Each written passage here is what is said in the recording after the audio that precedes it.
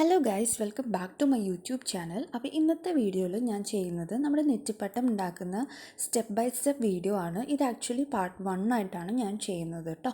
അപ്പോൾ ആദ്യം തന്നെ ഇതേപോലെ ഒരു ന്യൂസ് പേപ്പർ ഞാൻ എടുത്തിട്ട് നമ്മൾ രണ്ടായിട്ട് ഫോൾഡ് ചെയ്യുന്ന സമയത്ത് നമുക്ക് അതിങ്ങനെ മെഷർമെൻറ്റ് എടുക്കാൻ വേണ്ടിയിട്ടാണ്. രണ്ടായിട്ട് ഫോൾഡ് ചെയ്തതിന് ശേഷം നമ്മൾ ഇങ്ങനെ മാർക്ക് ചെയ്ത് കൊടുക്കുക ഓരോ മെഷർമെൻറ്റും. അപ്പോൾ ഞാൻ ഈ ടോപ്പ് ടു ബോട്ടം വരെ എടുത്തിരിക്കുന്ന ലെങ്ത്ത് എന്ന് പറഞ്ഞിട്ടുണ്ടെങ്കിൽ 46 സെൻറ്റിമീറ്റർ ലെങ്ത്താണ് വരുന്നത്. ഇത് ആക്ച്വലി 1 ഫീറ്റ് നെറ്റിപ്പട്ടം ചെയ്യാൻ വേണ്ടിയിട്ടാണ്, ഒരടിയുടെ നെറ്റിപ്പട്ടം ചെയ്യാൻ വേണ്ടിയിട്ടാണ്. ടോപ്പിൽ വരുന്ന ലെങ്ത്ത് 19 സെൻറ്റിമീറ്റർ മാർക്ക് ചെയ്തു. ദെൻ വീണ്ടും അവിടെ നിന്ന് താഴേക്ക് 19 സെൻറ്റിമീറ്റർ എടുത്തു. പിന്നെ താഴത്തെ 19 സെൻറ്റിമീറ്ററിന് താഴോട്ട് വരുമ്പോൾ 16 സെൻറ്റിമീറ്റർ, 13 സെൻറ്റിമീറ്റർ, 10 സെൻറ്റിമീറ്റർ, അങ്ങനെ ഞാൻ ഓരോന്നും മെഷർമെൻറ്റ് ഇങ്ങനെ കുറച്ച് വന്നിട്ട് ആ ജോയിൻറ്റ്സ് എല്ലാം കൂടെ ഇങ്ങനെ മാർക്ക് ചെയ്ത് വരുന്ന സമയത്ത് നമുക്ക് നെറ്റിപ്പട്ടത്തിൻ്റെ ഒരു ഷേപ്പ് കിട്ടും. പിന്നെ ഈ ഒരു കേർവ്സൊക്കെ നമുക്ക് ഇഷ്ടാനുസരണം കൊടുക്കാം, ഇഷ്ടമില്ലെങ്കിൽ കൊടുക്കുകയും വേണ്ട കേട്ടോ. അപ്പം ഞാൻ ആദ്യം ചെയ്ത നെറ്റിപ്പട്ടം, ഫസ്റ്റ് ടൈം ഞാൻ ചെയ്തിട്ടുള്ള നെറ്റിപ്പട്ടം 2 ഫീറ്റിൻ്റെ ആയിരുന്നു. അതിൽ ഞാൻ ഇങ്ങനെ കേർവ്സ് കൊടുത്തിട്ടില്ല. അപ്പം ഞാൻ വിചാരിച്ചു അടുത്ത നെറ്റിപ്പട്ടം ചെയ്യുന്ന സമയത്ത് എന്തെങ്കിലും ഒരു ഡിഫറെൻറ്റ് ഷേപ്പ് കൂടെ കൊടുക്കാമെന്ന് വിചാരിച്ചിട്ടാണ് ഇങ്ങനെ കൊടുത്തത്. എന്നിട്ട് ഈ ഒരു വൈറ്റ് കളർ ക്ലോത്ത് എന്ന് വെച്ചാൽ കോളർ ക്യാൻവാസിൻ്റെ ക്ലോത്താണ് വരുന്നത്. ഇത് സെപ്പറേറ്റ് മേടിക്കുകയാണ് ഞാൻ ചെയ്തിട്ടുണ്ടായിരുന്നത്. ഈ ഒരു ക്യാൻവാസിലോട്ട് നമ്മുടെ ന്യൂസ് പേപ്പറിൽ കട്ട് ചെയ്തിട്ടുള്ള മെഷർമെൻറ്റ് ഞാൻ ട്രേസ് ചെയ്ത് വെച്ചിട്ടുണ്ട്. ഇനി ഇതും നമ്മൾ കട്ട് ചെയ്തെടുക്കുകയാണ് ചെയ്യുന്നത്. നമ്മുടെ നെറ്റിപ്പട്ടത്തിന് അത്യാവശ്യം സ്റ്റിഫ്നെസ്സും കൊടുക്കുന്നതും അതേപോലെ തന്നെ നമ്മൾ ഹാങ് ചെയ്യുന്ന പോർഷനിൽ വരുമ്പോൾ മൊത്തത്തിൽ നമ്മുടെ നെറ്റിപ്പട്ടത്തിൻ്റെ വെയിറ്റ് താങ്ങി നിർത്തുന്നതും ഈ ഒരു കോളർ ക്യാൻവാസ് ആണ്. അപ്പോൾ ചിലർ വിചാരിക്കും അതിൽ വെക്കുന്ന കാർഡ്ബോർഡാണ് ഇത്. അതങ്ങനെയല്ല, നമ്മുടെ നെറ്റിപ്പട്ടത്തിൻ്റെ വെയിറ്റ് വരുന്നത് ഈ ഒരു കോളർ ക്യാൻവാസിലോട്ടാണ് കേട്ടോ. ഇനി ഇതേപോലെ തന്നെ നമ്മുടെ റെഡ് വെൽവെറ്റും ഗോൾഡ് ക്ലോത്തും നമ്മൾ കട്ട് ചെയ്യാണ്. നമ്മുടെ കോളർ ക്യാൻവാസ് കട്ട് ചെയ്തതിൻ്റെ 2 ഇഞ്ച് കൂട്ടിയിട്ടാണ് ഞാനിവിടെ നമ്മുടെ ഗോൾഡ് ക്ലോത്ത് കട്ട് ചെയ്ത് വെച്ചിട്ടുള്ളത്. And then gold cloth cut ചെയ്തതിൻ്റെ 2 ഇഞ്ച് കൂട്ടിയിട്ടാണ് ഞാൻ റെഡ് വെൽവെറ്റ് ക്ലോത്ത് കട്ട് ചെയ്തിട്ടുള്ളത്. ഇനി ഇത് ഒട്ടിക്കാൻ നമ്മൾ ആക്ച്വലി ഫെവി ബോണ്ട് എന്ന് പറഞ്ഞിട്ടുള്ള ഒരു പശ നമുക്ക് ഇതിൻ്റെ കൂടെ മേടിക്കാൻ വേണ്ടിയിട്ട് കിട്ടും. ഞാൻ കാണിച്ചു തരാം. പക്ഷേ നമുക്ക് ഈ ക്യാൻവാസും അതേപോലെ റെഡ് വെൽവെറ്റും ക്യാൻവാസിൻ്റെ ക്ലോത്തും നമ്മുടെ ഗോൾഡൻ കളർ ക്ലോത്തുമാണ് നമ്മൾ ഒട്ടിച്ചെടുക്കാൻ വേണ്ടിയിട്ട് ഫസ്റ്റ് തന്നെ പോകുന്നത്. അപ്പോൾ ഈ ഷൈനിങ് ഇല്ലാത്ത പോർഷനിൽ നമ്മളിങ്ങനെ ക്യാൻവാസ് ക്ലോത്ത് വെച്ചതിന് ശേഷം നല്ല ചൂടിൽ നമ്മൾ അയൺ ചെയ്തെടുക്കുന്ന സമയത്ത് അത് നല്ലപോലെ സ്റ്റിക്കായിട്ട് കിട്ടും കേട്ടോ. അപ്പോൾ നമ്മൾ ഈ ഒരു പശയൊക്കെ വെച്ചിട്ട് ഒട്ടിക്കുന്ന അതേ പെർഫെക്ഷനിൽ തന്നെ നമുക്ക് നല്ലപോലെ സ്റ്റിക്കായിട്ട് കിട്ടും. ഇതാണ് ഞാൻ നേരത്തെ പറഞ്ഞിട്ടുള്ള ഫെവി ബോണ്ടിൻ്റെ ഈ പശ. ഇത് നല്ല സ്ട്രോങ് ആയിട്ടിരിക്കുന്ന പശയാണ്. അപ്പോൾ ഇത് ആക്ച്വലി ഇത് വെച്ച് ഒട്ടിക്കാമെന്ന് വെച്ചാൽ നമുക്ക് ഒരുപാട് പശ നമ്മൾ യൂട്ടിലൈസ് ചെയ്ത് ഒട്ടിക്കേണ്ടി വരും. അതുകൊണ്ട് തന്നെ പെട്ടെന്ന് ഒട്ടിക്കിട്ടാൻ വേണ്ടിയിട്ട് നമുക്ക് ഈ ഒരു എളുപ്പപ്പണി ചെയ്തെടുക്കാവുന്നതാണ്. ഇൻ കേസ് അങ്ങനെ ഒട്ടിയിട്ടില്ല എന്നുണ്ടെങ്കിൽ നമുക്ക് പശ വെച്ചിട്ട് തന്നെ ഒട്ടിച്ചെടുക്കാൻ വേണ്ടിയിട്ട് പറ്റും. ഇപ്പം ഞാൻ ആ ഒരു ക്യാൻവാസ് ക്ലോത്തും ഗോൾഡൻ ക്ലോത്തും കൂടെ ഞാൻ ഒട്ടിച്ചിട്ടുണ്ട്. ഇപ്പോൾ കണ്ടില്ലേ, നമ്മൾ പശ വെച്ച് ഒട്ടിക്കുന്ന അതേ പെർഫെക്ഷനിൽ തന്നെ നമുക്ക് ഇത് കിട്ടിയിട്ടുണ്ട് കേട്ടോ. ഇതിന്ന് പറഞ്ഞു പോരോ ഒന്നും ചെയ്യില്ല കേട്ടോ, നല്ല പോലെ തന്നെ നിൽക്കും. ഇനി ഇത് നമ്മൾ റെഡ് വെൽവെറ്റിലോട്ടാണ് സ്റ്റിക്ക് ചെയ്യാൻ വേണ്ടിയിട്ട് പോകുന്നത്. ഇതിലോട്ട് സ്റ്റിക്ക് ചെയ്യുന്ന സമയത്ത് നമുക്ക് ഒബ്വിയസ്ലി നമ്മൾ പശ യൂസ് ചെയ്തിട്ട് തന്നെ നമ്മൾ സ്റ്റിക്ക് ചെയ്തെടുക്കുകയാണ് വേണ്ടത്. അപ്പോൾ ഈ റെഡ് വെൽവെറ്റിന് ഒരു സോഫ്റ്റായിട്ടിരിക്കുന്ന ഒരു പോർഷനും ഉണ്ട്, അതേപോലെ ഇപ്പുറത്തൊരു കുറച്ച് റഫായിട്ടിരിക്കുന്ന പോർഷനുണ്ട്.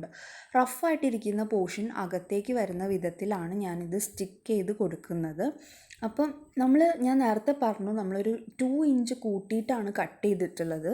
അത് എന്തിനാന്ന് വെച്ചിട്ടുണ്ടെങ്കിൽ നമ്മൾ അരങ്ങൊട്ടിക്കുമ്പോൾ കുറച്ചൊരു സ്പേസ് കിട്ടാൻ വേണ്ടിയിട്ടാണ് നമ്മളങ്ങനെ കൂട്ടി കട്ട് ചെയ്തിട്ട് എടുത്തിട്ടുള്ളത് കേട്ടോ.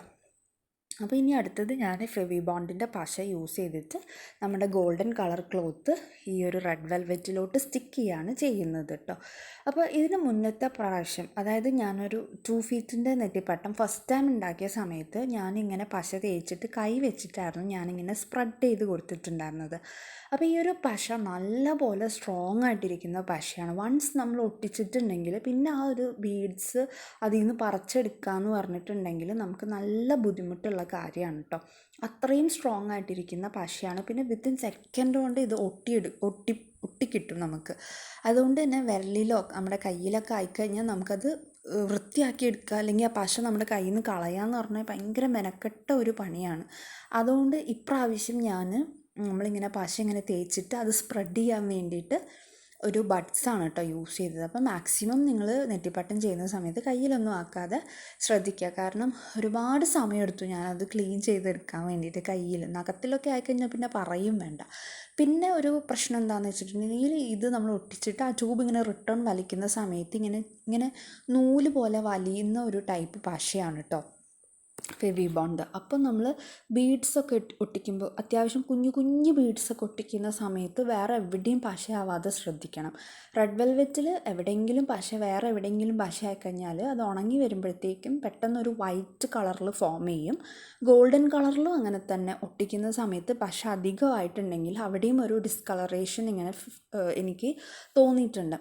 പിന്നെ ഗോൾഡൻ ബീഡ്സ് വരുന്നതുകൊണ്ട് നമുക്ക് അത്ര അങ്ങ് എടുത്ത് കാണിക്കുന്നില്ല എന്നേ ഉള്ളൂ കേട്ടോ. അപ്പോൾ ഏകദേശം ഞാൻ നമ്മുടെ ഗോൾഡൻ കളർ ക്ലോത്തും റെഡ് വെൽവെറ്റും കൂടെ സ്റ്റിക്ക് ചെയ്ത് കഴിഞ്ഞിട്ടുണ്ട്. ബാക്കി ഈ ബോർഡർ പോർഷനിൽ പശയാവാത്ത പോർഷനിലും കൂടെ ഞാനിങ്ങനെ ജസ്റ്റ് ഇത്തിരി പശയാക്കിയിട്ട് ഒട്ടിച്ചു കൊടുക്കുന്നുണ്ട് കേട്ടോ. അപ്പോൾ അത്രയേ ഉള്ളൂ. ഇത് പെട്ടെന്ന് തന്നെ നമുക്ക് ഒട്ടി കിട്ടിയില്ല. ഇത് ആദ്യം ഞാൻ ഫസ്റ്റ് നെറ്റിപ്പട്ട ഉണ്ടാക്കിയതിൽ ബാലൻസ് വന്ന പശയാണ് കേട്ടോ. അതുകൊണ്ട് തന്നെ ഞാനിതത്രയും ഒട്ടിച്ചായിരുന്നു. ഇനി നമ്മളിങ്ങനത്തെ ബീഡ്സ് ഒട്ടിക്കലാണ് വരുന്നത്. അപ്പോൾ ഇത് നമ്മൾ ഡയറക്റ്റ് ഒട്ടിച്ചു കൊടുക്കുകയല്ല വേണ്ടത്. നമ്മൾ ആദ്യം വെച്ച് നോക്കണം. വെച്ച് നോക്കുമ്പോഴാണ് നമുക്ക് ഇതിനെന്തെങ്കിലും ചരിവോ അല്ലെങ്കിൽ എന്തെങ്കിലും ഒരു വളവോ അല്ലെങ്കിൽ എന്തെങ്കിലും പൊസിഷനൊക്കെ കറക്റ്റാണോ എന്നറിയണം എന്നുണ്ടെങ്കിൽ നമ്മൾ ഡയറക്റ്റ് പശ തേച്ച് ഒട്ടിക്കുന്നതിനെക്കാട്ടിലും മുന്നേ നമ്മളിങ്ങനെ ജസ്റ്റ് ഒന്നിങ്ങനെ വെച്ച് കൊടുക്കണം കേട്ടോ. അപ്പോൾ നെറ്റിപ്പട്ടത്തിൽ ഓരോ സങ്കല്പങ്ങളാണ് ഈ ഓരോ ബീഡ്സ് വരുന്നത്. പുറമേ നിന്ന് നമ്മൾ കാണുന്ന സമയത്ത് നമുക്ക് വെറും ഒരു ബീഡ്സാണ്. അപ്പം ഞാനും അങ്ങനെ തന്നെയാണ് വിചാരിച്ചത്, വെറും ബീഡ്സ് ആണല്ലോ എന്നുള്ളത്. പക്ഷേ ഇത് ഉണ്ടാക്കാനുള്ളതും എല്ലാം മനസ്സിലാക്കി വന്നപ്പോഴാണ് ഈ ഓരോ ബീഡ്സും ഓരോ സാങ്കല്പികമാണ് എന്നുള്ളത് മനസ്സിലാക്കിയത്.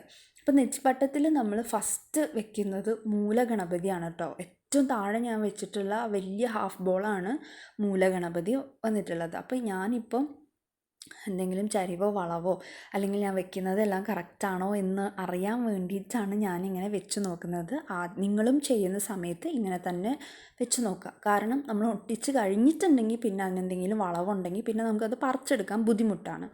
അപ്പോൾ ചൂരൽപ്പൊടി നമുക്ക് ലൂസായിട്ടും കിട്ടും, ഇതേപോലെ ഇപ്പം എൻ്റെ കയ്യിലിരിക്കുന്ന പോലെ പ്ലേറ്റ് ആയിട്ടും കിട്ടും കേട്ടോ. അപ്പോൾ ഞാനിത് നമുക്ക് ബോർഡറിൽ, അതായത് നമ്മുടെ മൂലഗണപതിക്കും ത്രിമൂർത്തിക്കൊക്കെ ബോർഡറിൽ കൊടുക്കുന്നതാണ്. അപ്പോൾ ഞാൻ പ്ലേറ്റിൽ ഇത്തിരി പശ തേച്ച് അതൊന്ന് ഫസ്റ്റ് സ്റ്റിക്ക് ചെയ്തതിന് ശേഷം ഇപ്പം ഞാൻ കയ്യിലെടുത്തേക്കുന്നതാണ് ഹാഫ് ബോൾ. അത്യാവശ്യം ഒരു മീഡിയം സൈസിൽ വരുന്ന ഹാഫ് ബോൾ. ഇതാണ് നമ്മുടെ മൂലഗണപതിനെ റെപ്രസെൻറ്റ് ചെയ്യുന്നത്. ഇതാണ് ഞാൻ ഫസ്റ്റ് ഒട്ടിച്ചു കൊടുക്കുന്നത് കേട്ടോ. അപ്പോൾ അതും നല്ല പോലെ ഒട്ടും. പിന്നെ ഈ മൂലഗണപതിൻ്റെ മുകളിൽ കാണുന്നതാണ് ചന്ദ്രക്കല. ഇവിടെ ഞാനിപ്പോൾ 5 ചന്ദ്രക്കലയാണ് വെച്ച് കൊടുത്തിട്ടുള്ളത്. 5 ചന്ദ്രക്കല അല്ലെങ്കിൽ 3 അങ്ങനെ മാറി വരും കേട്ടോ. പിന്നെ അതിൻ്റെ മുകളിൽ വരുന്നതാണ് ത്രിമൂർത്തി. അപ്പം ഞാൻ ഈ വീഡിയോയിൽ ഉൾപ്പെടാത്ത ഒരു സംഭവം എന്താണെന്ന് വെച്ചിട്ടുണ്ടെങ്കിൽ, ഈ ഓരോ ബോൾസ് ഞാൻ വെച്ച് നോക്കിയപ്പോൾ തന്നെ ഞാനിങ്ങനെ ജസ്റ്റ് ഒന്ന് മാർക്ക് ചെയ്തിട്ടുണ്ടായിരുന്നു.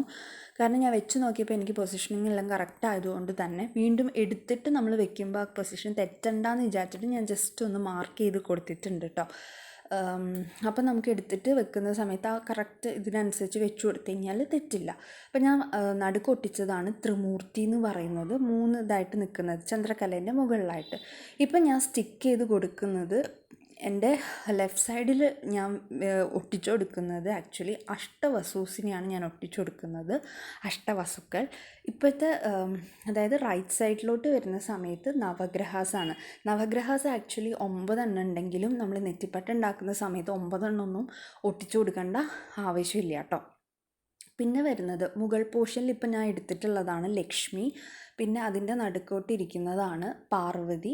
പിന്നെ അടുത്തത് സരസ്വതി. അതും ഞാൻ ഇതേപോലെ തന്നെ ഒട്ടിച്ചു കൊടുക്കുന്നുണ്ട്. അപ്പോൾ ഈ ഹാഫ് ബോൾസ് ഒട്ടിക്കുമ്പോൾ കയ്യിൽ ഓരോന്ന് എടുത്തിട്ട് അതിൽ പശ തേച്ചിട്ട് ഒട്ടിച്ചു കൊടുക്കുന്നതായിരിക്കും നല്ലത്. പിന്നെ ഉള്ളത് ചന്ദ്രക്കലയാണ്. ചന്ദ്രക്കല പിന്നെ അറിയാലോ എന്താണെന്നുള്ളത്. അപ്പം പിന്നെ ഇതിൽ വരുന്നത് നമ്മുടെ ഏറ്റവും ടോപ്പിൽ വരുന്ന ആ ഒരു 5 ഹാഫ് ബോൾസ് കണ്ടില്ലേ, അത് റെപ്രസെൻ്റ് ചെയ്യുന്നത് സപ്ത കേട്ടോ. അതും കൂടെ ഇതേപോലെ നമ്മൾ ഒട്ടിച്ചു കൊടുത്തിട്ടുണ്ടെങ്കിൽ നമ്മളുടെ ഏകദേശമുള്ള ഈ ബീഡ്സിൻ്റെ കാര്യങ്ങളൊക്കെ കഴിഞ്ഞു. പിന്നെ ഇത് കഴിഞ്ഞിട്ട് നമുക്ക് വരുന്നത് നമ്മുടെ ബോർഡറിൽ വരുന്നുണ്ട്, പിന്നെ ഫില്ലിംഗ് ബോൾസ് വരുന്നുണ്ട്. ഫില്ലിംഗ് ബോൾസ് എന്നൊക്കെ പറഞ്ഞു കഴിഞ്ഞാൽ അതൊക്കെ റെപ്രസെൻ്റ് ചെയ്യുന്നത് നക്ഷത്രങ്ങളെയാണ് റെപ്രസെൻ്റ് ചെയ്യുന്നത് നെറ്റിപ്പട്ടത്തിൽ. അപ്പം ചന്ദ്രക്കലയൊക്കെ കറക്റ്റ് വളയാതെ തന്നെ ഒട്ടിച്ചു കൊടുക്കുന്നതായിരിക്കും നല്ലത്. അതുകൊണ്ട് തന്നെ ഞാൻ ജസ്റ്റ് ഒന്നിങ്ങനെ മാർക്ക് ചെയ്ത് കൊടുത്തിട്ടുണ്ട്.